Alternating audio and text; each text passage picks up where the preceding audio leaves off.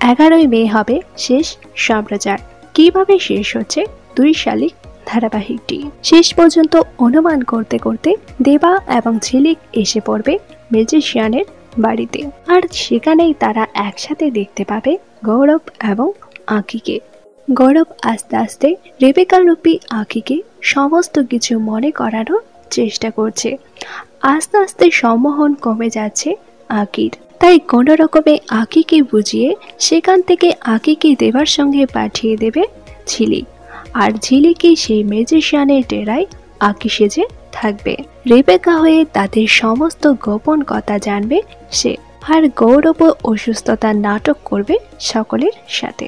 তারপর শেষ পর্যন্ত গৌরব এবং ঝিলিক সকলের সামনেই তাদের পর্দা ফাঁস করবে। ধারাবাহিকে ভালো হয়ে গিয়েছে পিয়ারকে, শেষ পর্যন্ত সে হয়তো মেনে নেবে দেবাকেও, আর হ্যাপি এন্ডিং দিয়ে শেষ করা হবে ধারাবাহিকের গল্প। তবে এই ধারাবাহিকটি শেষ হলে আপনারা কারা কারা মিস করবেন তা নিচে অবশ্যই কমেন্ট করে জানান।